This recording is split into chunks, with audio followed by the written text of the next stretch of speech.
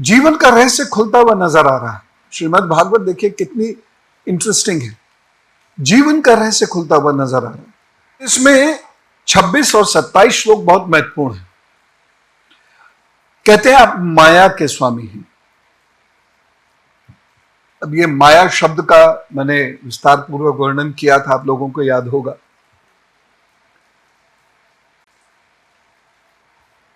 ब्रह्मा जी विष्णु जी से कहते हैं आप माया के स्वामी हैं। हम सामान्यतः क्या कहते हैं, विष्णु जी का माया से कोई मतलब, किसी भी भगवान का माया से कोई मतलब नहीं, मोह माया में क्यों पड़ते हो।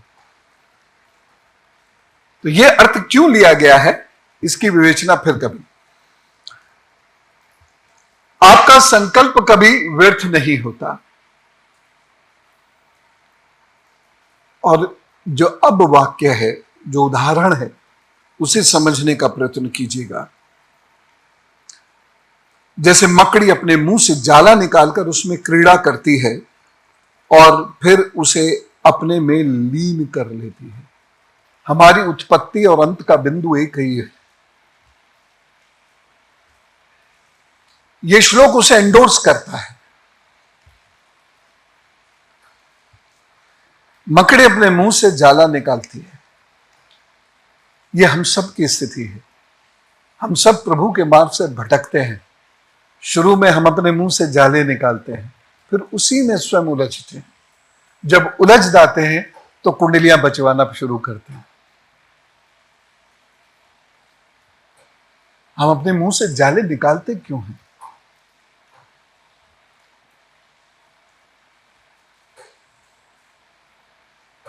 और हम अपने ही लोगों का आहार बनते हैं। फिर उसके बाद जो लोग जाले निकालते हैं, आप कोई भी देख लीजिएगा जीव, उस प्रकार से वो अपने ही लोगों का आहार बन जाती है, या अपने ही लोगों को आहार बना लेती है।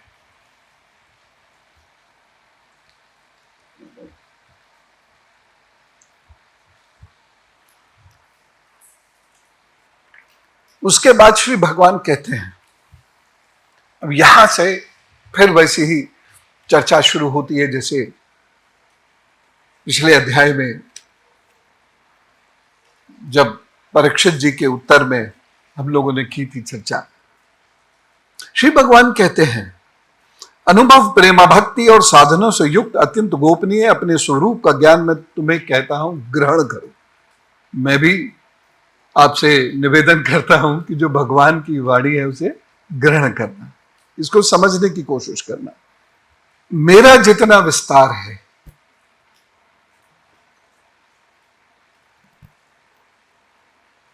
यावन अहम यथा भाव, मेरा जितना विस्तार है, मेरा जो लक्षण है, मेरे जितने और जैसे रूप गुण और लीलाएं हैं, मेरी कृपा से तुम उनका तत्व ठीक ठीक वैसा ही अनुभव करो।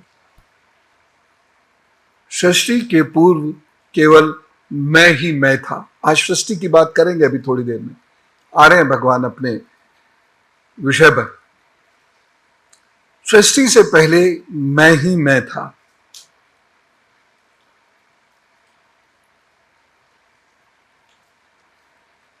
यानी भगवान सृष्टि के पूर्व हैं। अब यहां पर एक प्रश्न उठता है, सृष्टि कितनी है? 1, 2, 1000, लाख? भगवान का विचरण कहां से कहां तक होता है, और जहां भी भगवान का विचरण होता है वहां आपका भी संभव है। अपना विस्तार आपको करना होगा, और इस बात को भगवान स्वयं तर्क से समझाते हैं। अपना विस्तार स्वयं ही करना होगा, जो कब तक नहीं हो सकता? जब तक आपके अंदर अहंकार है। अहंकार की एक आदत होती है, वो हर बात का बुरा मानता है। अगर मैं बहुत आम भाषा में बोलूं, अहम की एक आदत होती है, वो हर बात का बुरा मानता है। उसे कोई भी चीज से बुरी ही लगती है। हर चीज में वो पीड़ा ही अनुभव करता है। उसे यह लगता है कि वह सबका भला करता है, वह सबका साथ देता है, लेकिन उसका कोई नहीं देता है, सब उसका बुरा करते हैं। उसके अंदर का ये जो अहंकार है, ये जो घमंड है, यह उसे कभी प्रभु मार्ग पर नहीं जाने देगा। Share wastage of time. और प्रभु को तर्क बुद्धि से भी समझा जा सकता है, ऐसा ही नहीं केवल भाव, बस प्रभु, बस ठीक है, मान लिया, प्रभु है, आपने कहा मैंने मान लिया, मैंने कहा इन्होंने मान लिया, इन्होंने कहा आपने मान लिया। नहीं,